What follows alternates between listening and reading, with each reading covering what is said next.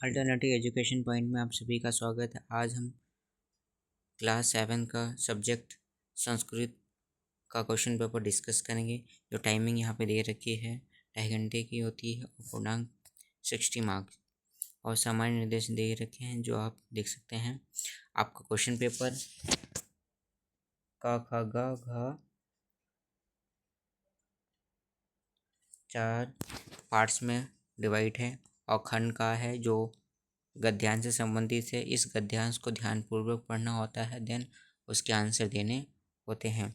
और पहले प्रश्न का ही आप है, उसका सब पार्ट्स है। इसमें से आपको केवल कोई 3 प्रश्न करने, 4 में से कोई 3 प्रश्न करने हैं, वो भी एक पदेन मतलब एक शब्द में उत्तर लिखना है। और पूर्ण वाक्यान में अब इसमें क्या करना है, किन्हीं 2 प्रश्नों में से कोई एक प्रश्न करना है और पूर्ण वाक्य में करना है। और साइड में ही इनके मार्क्स भी दिए हुए हैं। ये है पार्ट्स में, सब पार्ट्स में आपको क्या करना है, केवल 3 प्रश्नों में से ये व्याकरण से ही हैं और ये गद्यांश में से ही हैं और कुछ जैसे हैं, और इनमें से 3 में से कोई 2 प्रश्न करने हैं। और लास्ट में है आपका जो प्रश्न आता है, इसमें क्या होता है, शीर्षक लिखना होता है संस्कृत में। जो आपका गद्यांश दिया हुआ है, आप पठित गद्यांश है, उसका शीर्षक लिखना होता है। और प्रश्न दूसरे में क्या करना है, एक मंजूषा दे रखी है, रचनात्मक कार्य खंड खा में प्रश्न दूसरा में आपको क्या करना है, इस मंजूषा से चित्र को देखना है जो मंजूषा है, और आपको 4 वाक्य लिखने होते हैं संस्कृत में। और या तो ये वाला प्रश्न करना है, जैसे ये मंजूषा, इन शब्दों का आपको क्या करना है, यूज करना है। जैसे ये शब्द दे रखे हैं, इनका यूज करना है। या तो अथवा में ये क्वेश्चन दे रखा है, ये वाला करना है। मम विद्यालय पे कोई चातुरी वाक्यानि लिखित, मतलब कोई 4 वाक्य लिखने हैं मम विद्यालय, मेरा विद्यालय के ऊपर। और यहाँ पे क्या करना है, आपको मिलान करना है। प्रश्न तीसरे में आपको क्या मैचिंग करना है, जो क्वेश्चन दे रखा है उसका मैचिंग करना है। खंड गा प्रश्न 4 व्याकरण से संबंधित है और इसमें से आपको क्या करना है, प्रश्न 4 में से 4 प्रश्नों में से कोई 3 प्रश्न करने हैं। और प्रश्न 5 में आपको क्या करना है, प्रश्न 5 में 4 प्रश्नों में से आपको कोई 3 प्रश्न करने हैं। 5 प्रश्नों में से कोई 3 प्रश्न करने हैं। जैसे यहाँ पे देखिए 3 दे रखा है, लेकिन आपको क्या करना है, 4 प्रश्न करने हैं। साइड में मार्क्स भी दे रखे, तो क्या करना है, आपको ये देखना है साइड में मार्क्स, तो आपको कितने करने हैं, कोई 4 करना है। और प्रश्न 6 में ये भी आपको में क्या करना है, ये प्रश्न 6 में आपको 4 प्रश्न में से कोई 3 प्रश्न करने हैं। और ये बहुत ही, इसमें आपको धातु रूप जो होती हैं क्रियापद का इस्तेमाल करके लिखना है। प्रश्न 7 में आपको जो गिनतियाँ होती हैं संस्कृत में, वो आपको लिखनी है। और प्रश्न 7 में ही आप में 5 प्रश्न में से कोई 4 करने हैं। 8 प्रश्न में क्या रिक्त स्थान दे रखा है, रिक्त स्थान को आपको क्या करना है, साइड में ये ऑप्शन दे रखे हैं, तो इनका यूज करके यह लिखना है। इसमें कोई ऑप्शन नहीं, 3 प्रश्न, तो 3 प्रश्न करने अनिवार्य हैं।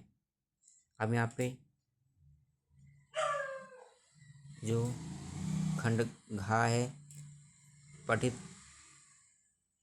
अवबोधनम है, 22 अंक का है, 9 प्रश्न है, 9वां प्रश्न है, इसको आपको पढ़ना है। देन और उसके सब पॉइंट्स में से कोई ये आपको एक पदेन में इसका उत्तर लिखना है और इसका पूर्ण वाक्य में 2 में से कोई एक करना है।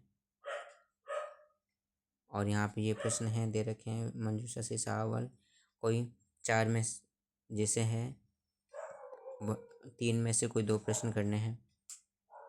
और 10वां प्रश्न में आपको क्या है, ये भी ही पद्यांश से संबंधित है। इस पद्यांश को पढ़ना है, देन उसके उत्तर देना है। जैसे वही होता है, इसमें 2 में से कोई एक करना है। और पूर्ण वाक्यानुत्तरम लिखन है, 2 में से कोई एक करना है।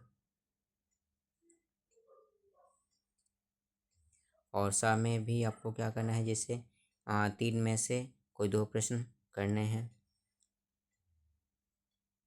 ये संवाद से संबंधित है एक जो आपको आता है। तो आपको क्या नहीं, संवाद जो दे रखा है इसको पढ़ना है, देन उसके उत्तर लिखना है। ये नया टॉपिक है। जैसे पुराने और क्वेश्चन पेपर ईयर्स में देखें तो उस टाइम में ऐसे आते थे, लेकिन कुछ चेंजेस हुआ है टाइम के अकॉर्डिंग। तो ये है। तो आपको क्या करना है, एक पदेन में 2 में से कोई एक प्रश्न करना है। पूर्ण वाक्यान में से 2 में से कोई एक प्रश्न करना है। और सा वाले में आपको क्या करना है, 3 में से किन्हीं 2 प्रश्न के करने हैं। जो आपको चॉइस होती है, कोई से भी कर सकते हैं, वो दोनों ही इजी होते हैं। और इसमें आपको क्या करना है, ये 12वें प्रश्न में भी आपको क्या दे रखा है, एक श्लोक दे रखा है। उस श्लोक को क्या करना है, इसके अकॉर्डिंग आपको क्या फिलअप करना है, इसको पढ़ना है पहली बात। और जो मंजूषा में शब्द जैसे है शब्द दे रखे, इन शब्दों का इस्तेमाल करना है। यहाँ पे बहुत इजी होता है, इतना टफ नहीं होता। पहली बात जैसे हम जो ये शब्द दे रखा होता है, इस शब्द को देखेंगे कहाँ पे यूज़ हुआ है। जैसे है यहाँ पे तो रतरानी है, जो तानी है, जो रतानी है, रतानी जैसे है रतानी नानी है, जो आपको देखना होगा तो इसका क्या हो जाएगा, ये वाला आंसर हो जाएगा। तो इस तरीके से बहुत ईजी होता है, करना होता है। और संस्कृत एरा में आपको क्या करना है, कोई एक जो श्लोक आपको याद स्मरण हो, तो आपको क्या संस्कृत में लिखना होता है। ये एक नया टॉपिक जोड़ा हुआ है, तो आप बहुत ईजी से कर सकते हो और आपका पेपर बहुत ईजी आता है। हाँ, पेपर को आपको क्या है, देखो प्रैक्टिस करना होता है। प्रैक्टिस आप जब तक नहीं करेंगे, जब तक किसी भी चीज़ का समाधान आपको क्या करना है, सोल्यूशन करना है, आप क्या करें, आप सोचो हम प्रैक्टिस ही ना करें, डायरेक्ट पेपर देने चला जाए, तो पेपर तो ऐसा नहीं हो सकता। जो पेपर आपका ईजी पेपर देखो, टफ भी नहीं होता, इजी भी नहीं रहता, बहुत ही आप क्या तो आप आजकल तो आपको क्या है, बस स्टार्ट बच्चे पढ़ते नहीं, आप अच्छे से पढ़ लो तो बहुत इजी होता है, इतना टफ नहीं है। तो अगर आप हमारे चैनल पर थे, चैनल को लाइक शेयर सब्सक्राइब करना। Thank you.